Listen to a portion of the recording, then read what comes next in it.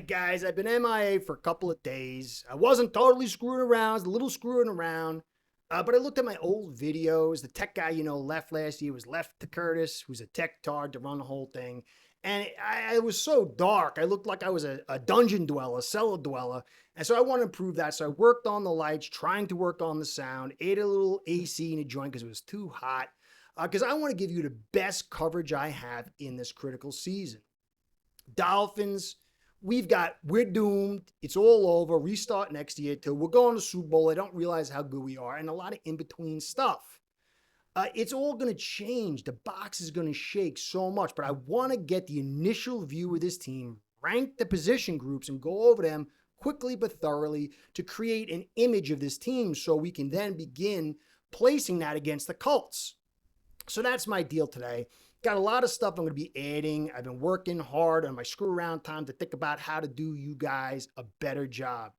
I love you. I'm so grateful for all the support you've given me. And I'm OCD German, so I want to improve and make this the best season I've ever had. Going to expand my coverage, do a lot of different stuff. But I knew I needed just a better look on this studio. Hopefully it's better. I even brought out my Curtis Mayfield Superfly album, put it in the back to remind me I need to be great this season. I need to be honest this season, and I need to do the right thing, and that's what I'm here to do. So today, we're going to rank the position groups, give you an overall look, my evaluation. I'll look in the comments, see what you guys say. Maybe it's going to change the way I think. But like I said, guys are going to overperform. Guys are going to underperform. Guys are going to run the middle road. Some guys are going to get knocked out for the year. Some guys are going to get dinged, and it's going to lower their performance. We really don't know what it is. But when you look at this team right now, there is some clear stuff that shows you what the flavor of this team is and how this framework is going to operate through the season. We'll see. Hopefully certain things improve. Certain things stay great as we believe. But that's my deal for today, guys. I want to say thanks for everything. This is my fifth season here. So I want to give you the best. I appreciate all you've done, the likes, the subscribes, the comments, all that stuff feeds those avarice algo gods. And if they're happy, my sponsors are happy and keeps Curtis in the biz. So help me out with that if you can. Because without you, without them, without the two of you, this show ain't going down. Ace Per Head's betting software is the premier white label platform for bookies to manage their players and grow their sportsbook operation. Click the link in the description below to get set up in minutes. Ask for the Curtis promo and get a special introductory discount. This team, at the face of it, it's like Mike Tyson. We've kind of played it in the past where we're knockout artists. I'll get into it, but we're really about pressure up front, dominating with that front seven, and then generating points from the pass game. It hasn't played out the way we want in the past. But clearly, when you look at these position groups, that's the design of this team. It can work. It can. Little things here and there have knocked some stuff off us where we could have gotten better. Is it enough to take us all the way? We'll find out. So, obviously, the number one position group is the edge players. You can't look at this group and be unhappy. You can see the image here. Jordan Brooks is a phenomenal middle linebacker. Not superstar stats, but he does it all. He's got a great leadership group, leadership quality. Him and Dotson are modern linebackers. They cover, pass well, they can move fast. They don't attack, stack, and shed the best. But then you add in Willie Gay, who is that physical presence. This is the best linebacking group we've seen in a long time here in Miami. There's some nice filler guys, KJ Britt. But as far as the edge players, I mean, you got Chop, you got Phillips, Judon, Chubb, and then you got Cameron Good, who's a special teams guy. When you look at this edge group in the front seven, they are deep and they are talented. I'm going to give them an A-. And I would give them a little bit higher. The reason I'm not is because Chubb and Phillips have been injured quite often. Judon's a little bit older. And so there's a lot of insecurity there. It might play out great. If they all stay healthy, This is an unbelievable edge group. And the linebacking group, I like Willie Gay a lot, but he can't cover. And I've said I love this linebacking group, but if Dodson, or worse, Brooks is out, these linebackers will be an open target in the pass game because they can't cover. But overall, the depth and talent is undeniable. Clearly our strongest group. Number 2, the wide receivers. Obviously Hill and Waddle set the leverage. I've talked about it for a long time. They create that cover 2. They force the linebackers to play high to cover that little post, the baby post we like to run over the middle. And they set everybody on their edge. And every defense is not saying, I'm worried about the run. They're terrified of the pass. So Waddle and Hill, they got to stay healthy. They've got to make catches. They get the dropsies, but they're a stud team together. Very expensive, which I don't like, but a stud team together. And then when you add the Washington brothers, mostly Malik, I think it was Jason Sarney, or was it Greg Miney, who said they reminded him of O.J. McDuffie. And he is. The guy's a little bit faster, super tough, great hands, unbelievable pairing with Waddle and Hill to play that nickel spot, along with Taj Washington, who's a young developing guy who shows some stuff, a little bit faster and niftier than Malik, but not as tough, but tough as well. Those guys are an excellent group together. Then you add Westbrook, who's a big guy. He's one of the unique guys we have on a team. He could block like hell. I showed how he took an end and just put his shoulder into him and passed him off the pole. This is a star group. Then you can add in Eskridge. Eskridge showed some stuff, a little bit of the dropsies in his last game, a little small, but he plays a special team department. And what a 6th guy to have on your team to aid in with all this talent. I give this an A. I wouldn't go A+ because we got to see how Hill will handle the tough times. We've got to see if they can stay healthy. But overall, you can't ask more from a receiving department.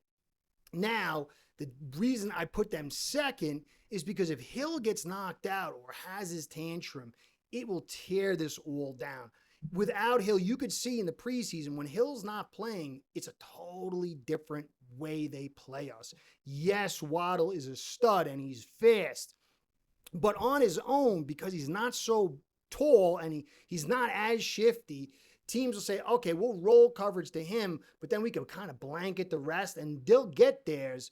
But it's Hill that drives this thing. And the way we run it, we need Hill and Waddle. So there's a little tenuous nature to how dependent we are on the 2 of these guys. Number 3, the defensive interior. I love me some trench play, mostly the offensive line, but right after that is the D-line group. And this is another very good group.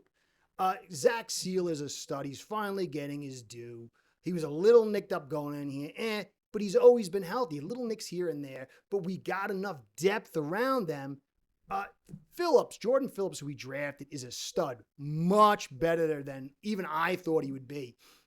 He brings that big physical presence tied in with Benito. I'm not big on Benito, but anytime you got to move a 350-pound guy, it kind of wears you out. Phillips is much better than him, in my opinion, but the 2 of them are an anchor inside that allows Sealer to play a little outside. Then you got Grant, who's clearly a darn good player. He's going to be young. His pass rush is a little bit better than his run defense, but those 4 guys, and you attach Zeke Biggers to that, that is one heck of a group that you got here. Now, I don't like Butler. He's the fly in the ointment. He gets moved too much. I'm not sure why we kept him. I guess he's more of a vet guy to get depend on. He can get after the pass a little bit. So I guess that's why they kept him, but I'm not really big on him. Usually the Ravens keep about 5 guys in the interior. We went with 6. The rotations would be critical with 2 rookies in there. Overall, I give this defensive front A-, because without again, we're highly dependent on Sealer. And if Sealer's not there, then you got to fall to 2 rookies. And that's not a big deal. But rookies haven't played this much. I think Phillips had about 300 reps last year. Grant could play all day. But the jump between Sealer, to the guys after him is so big, but still A minus, maybe you want to go A. These three groups are the core of the team. And I love how the front seven is there to control this whole thing. And then you got the receivers to create the pressure. We'll go to 4 now, and that's offensive line. I'm not saying it's a great offensive line. It's better than last year's. There is some concerns, but if you think about it, we made it pretty far with 3 offensive linemen in Teron, in Connor, and Hunt. And we had gaping holes in 2 spots, and we were still able to do some real serious stuff.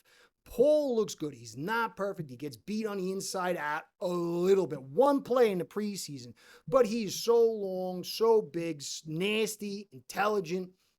I love his presence. I do think that Teron will be missed in his leadership and the pure pass blocking, but Paul brings a lot in a run game.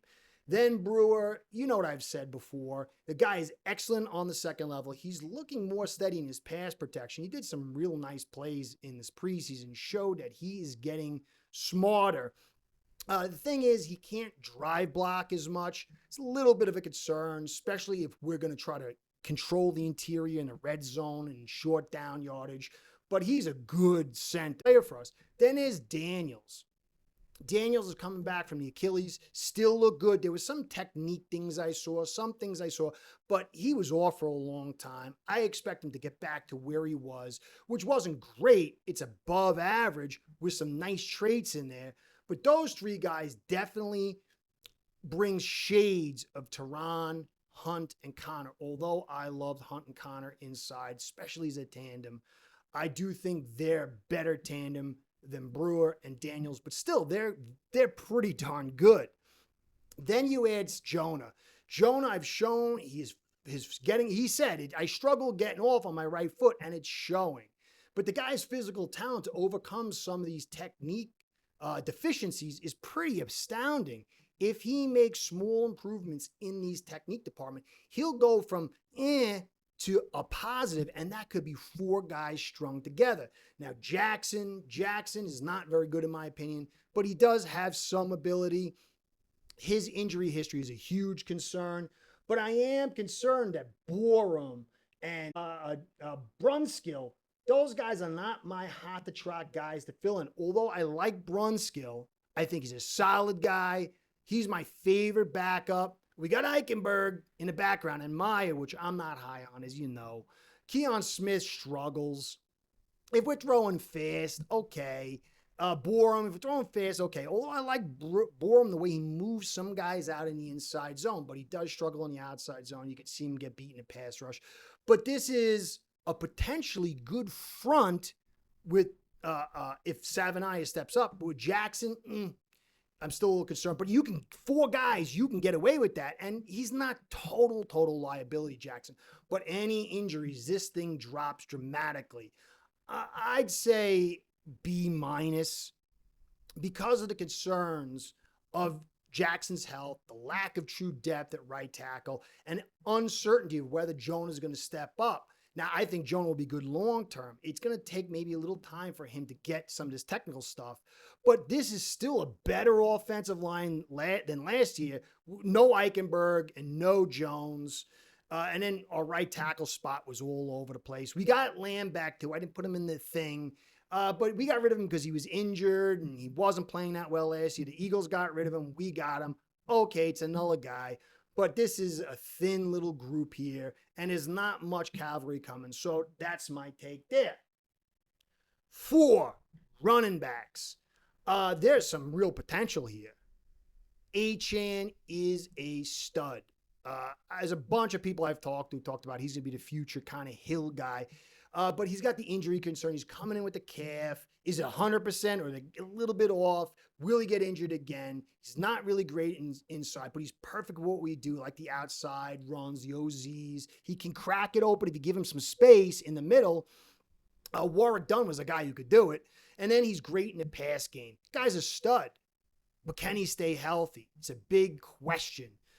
Then you got Jalen Wright, who struggled was used sparingly last year, struggles in pass protection, little fumbleitis, and he's injured. He's going to be out for a couple of weeks. And then you add in Alec Ingold, who I like, team captain. He can hit or miss in the pass blocking department, can help us a little bit in the inside run. But then there's Ollie Gordon. What a huge pick. Big guy, huge potential, little slow to the outside. It kind of limits a little bit what we like to do, but he is a very willing pass blocker, and he brings physicality to the interior, which we need. We need to drive it in the red zone, drive it in on our shorts, change that leverage. And so Achane and Ollie are perfect complement, but he is a rookie. He does have some limitations. Achane is got a little bit of injury tag to him, right? He's the relief, but we don't really trust in him. So it is a thin group with a little uncertainty. I will still give it a B because you've got the physical nature and you've got Achane. And Ingold I like. He can come in and maybe play that tight end position a little bit in 11 personnel and give you some better run blocking than, say, Tana or Waller. Maybe when Hill's on, he's better. When he's off, he's way worse. We got on the practice squad Jeff Wilson, so that's something. I would say B minus, kind of running in tandem with the offensive line. But questions for Achane's health, the uncertainty about Gordon being a rookie, and some of this back stuff not being good. I kind of ranked them a little bit lower than the offensive line. Number 5, quarterbacks. Tua stays healthy, and I think he's going to. I think he's going to stay very healthy this year. All his injuries from scrambles and hits, I think he knows his time here, his career has so much involved that he's going to be very cautious like he was in 23. But that's always lingering there. And the backups, I'm not big on Wilson, Zach Wilson, unless he's dating somebody's mother. He's shown something, and he brings a little something. He's not a terrible backup, but I'm not super enthralled by it. Ewers, I like what I see. He matches a skill set at Tua much better, but he's a rookie. So because if Tua was not injury prone, I didn't rate it much higher, obviously, because most teams don't have great backups. It's that injury concern. It puts me at B minus, not because of his play, but there's just so much uncertainty and the weirdness between Zach Wilson's skill set, who's your primary backup, and Tua really does not float my boat. So I'm going to say that. I could have put the running backs, quarterbacks, and O-line in the same category. I could have switched that up, but I had to go here because Tua's got to prove he stays healthy. Without him, this whole thing will sink. So that's that. Number 6.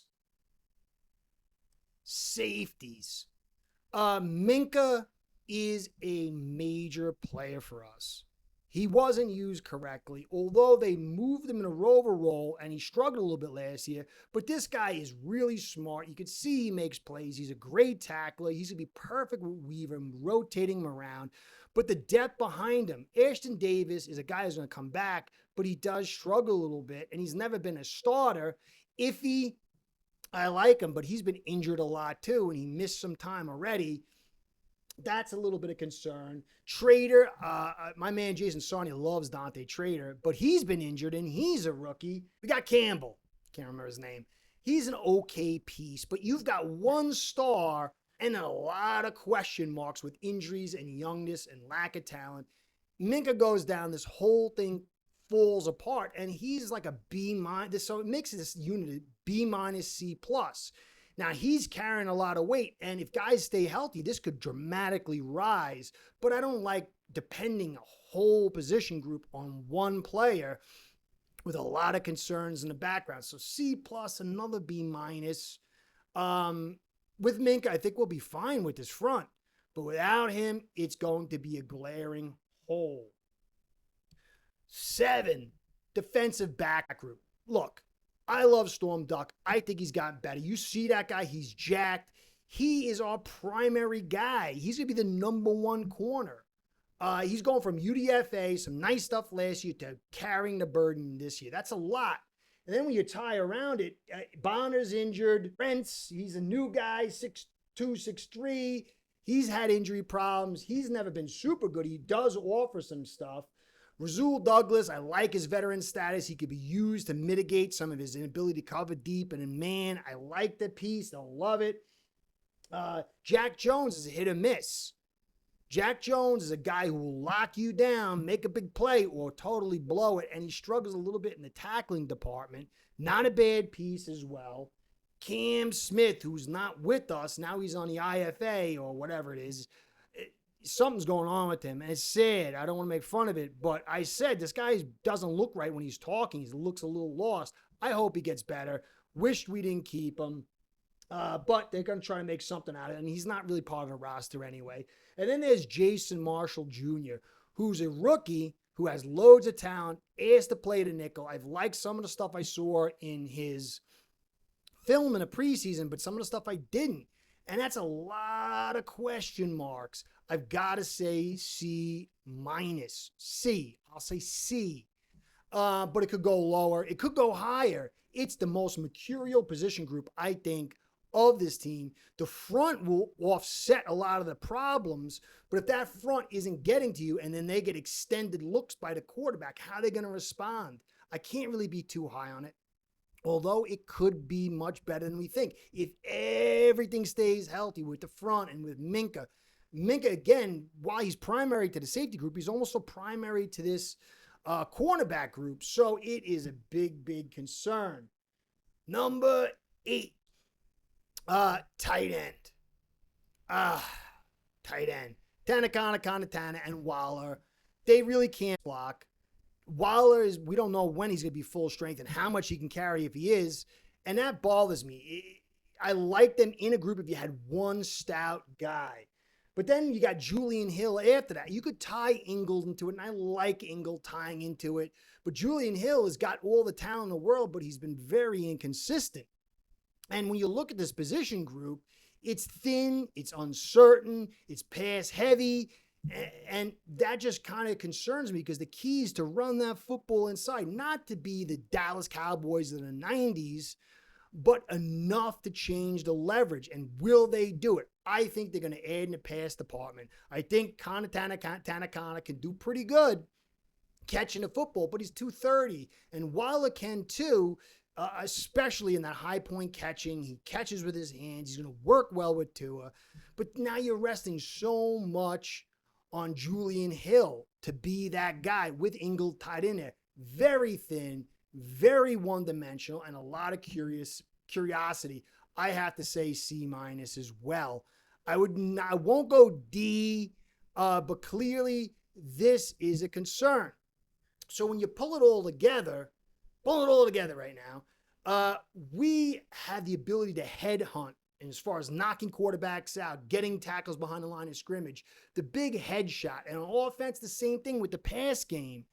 But our body blows, while I like them in the trenches on the defense, the offensive line is a little questionable. Its ability to move guys inside, especially when you tie it to this tight end group.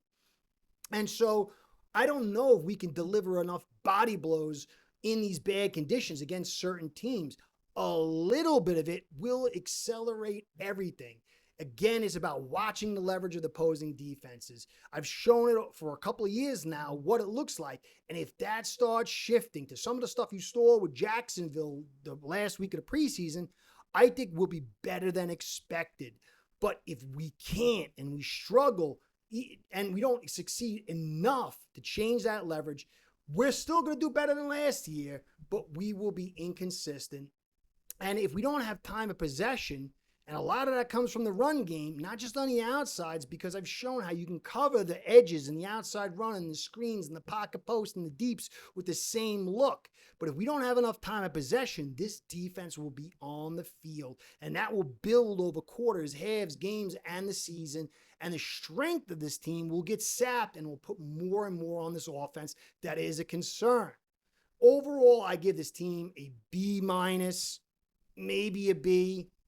It certainly has room to elevate. And we've got to pair it with the Bills, who have a very curious defense right now as far as injuries and unknowns. And then the Jets, who've got Fields, who's an unknown. And then the Pats, who I love off front against their offensive line. It's a little bit better, but I don't know if it's enough to handle. So we have room to take care of this AFC East, although I'm not betting on us beating the Bills.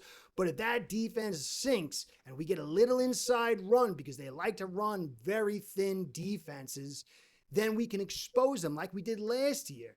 And maybe there's a chance for that. But I do like our opportunities at this point against the Patriots and the Jets. But a lot's got to play out. We've got to stay healthy. We've got to be smart. We can't shoot ourselves in the foot. So overall, this team is a knockout team. If it can add just a little body blow game, maybe we can get there. But if injuries come, we can't add the body blows, it could be a tough season. This is a very strong gamut of games. I still say 7 to 9 wins. With everything going pretty right, 10 wins. And we've got to. For me, we cannot end up second in division. If we end up second in division, or I should say third in division, we failed. We cannot end up third in division. If we end up third in division, it's an utter failure. Look, we might not beat the Bills. We might not make the postseason. But if we can knock out the Bills and the Pats and the Jets, we can win some of these primetime games, look like we're getting those body blows and building a better team and get those 9 wins, it still kind of points to some trajectory. Clearly, we won't be in any good trajectory if we're in third position. I still think a playoff win is needed. We've spent a lot. We've built a lot. This is the same group of guys with Greer for 10 years and McDaniel for 4, but I could see if we play tough, lose a couple of those tough games, we get 9 wins, we look good in those certain games, win a couple of primetime games against good teams, it could point to keeping Greer and McDaniel, which I'm not super happy about. Not down on McDaniel as much as I am on Greer, but that's my take on this team. We will have great potential to knock out above average to below average teams. I still don't know if we've got enough to beat the better teams in non-conducive environments. We'll see. That's what it's all about. Anyway, hope you enjoyed. Curtis saying, be well, go Fins. Curtis out. Start building your own online sports book today by getting signed up with aceperhead.com service that'll allow you to book action on sports from all around the world.